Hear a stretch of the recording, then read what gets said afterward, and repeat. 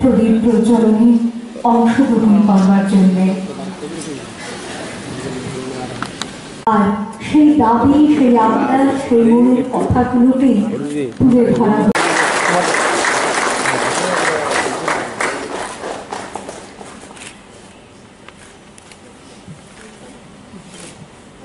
নমস্কার।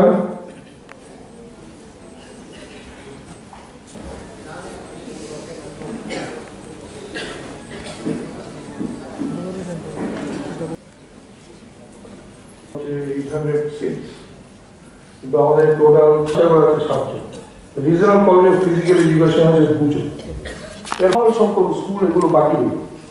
আমরা একটা বেশ কয়েক বছর আগে আমরা একটা কনসেপ্ট বছরের পুরোনো জায়গা সেই অনুযায়ী প্রায় 52 জনকে আমরা পাঠিয়েছিলাম।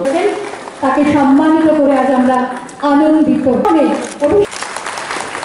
বর্ণিকা আশ্রম পূর্ণাম মিত্র মন্ত্রী আর সেক্রেটারিকে বলছি, ডাইরেক্টরকে, তখন এই কনসার্ন মন্ত্রী নজর হয় যে আমাকে ত্রিপুরা সরকার ওয়েটেজ দিচ্ছে, আমাকে ফলো করে, কোনো ব্যক্তিকে ফলো করে।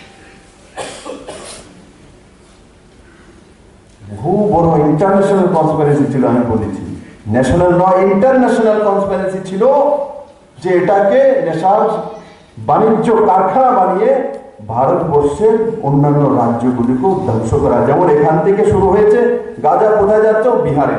ওইদিকে নীতিশ কুমার মানে উনি তো নেশামুক্ত বিহারের স্লোগান তুলেছেন, এমনকি ফরেন লিগার লাইসেন্স উনি রদ্দ করে দিয়েছেন, যেটা লাইসেন্স ছিল সেটাকে রদ্দ করেছেন। অথচ আমাদের এখান থেকে যারা অ্যারেস্ট হয়েছে, আমাদের কাছে অনেক বিহারের লোক, ম্যাক্সিমাম গাঁজা বিহারে যাচ্ছিল। আপনি বুঝেনি কত বড় কনসপিরেসি। এমনিতে নীতিশ কুমার ভালো লোক, নীতিশ কুমার তো আমাদের লোক, আর নীতিশ কুমারকে তার বিহারকে ধ্বংস করার ত্রিপুরা থেকে কাজ হতো, আসামকে ধ্বংস করার কাজ হতো, ওয়েস্ট বেঙ্গলকে ধ্বংস করার কাজ হতো। বাংলাদেশ পার্শ্ববর্তী রাষ্ট্র, মায়া দরদি, मैकी सेकुलर मानसिकता, और बांग्लादेशे फेंसिडेल पाठिए बांग्लादेशेर जे निउ जेनारेशन ताके ध्वंस करा हच्छे।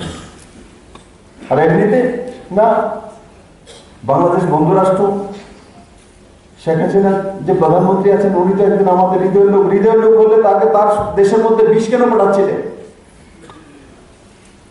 আজকে এই সরকার আসার পর বাংলাদেশ সরকার 365 উপরে যারা নেশা কারবারে যুক্ত তাদেরকে অন দ্য স্পট গুলি করে মেরে দিয়েছে।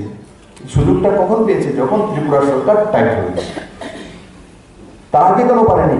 কারণ ওনারা বর্ডার ক্রস করে এদিকে চলে আসতেন, যদি ওখানে টাইট করতো এখানে চলে আসতেন।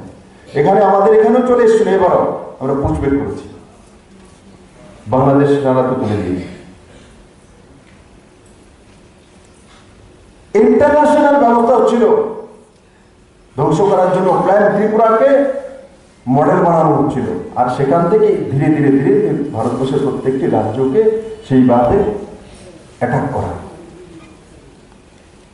কারণ জানে যে ভারতবর্ষকে অ্যাটমিক শক্তি দিয়ে এখন আর বধ করা যাবে। নরেন্দ্র ভাই মোদী প্রধানমন্ত্রী আছে।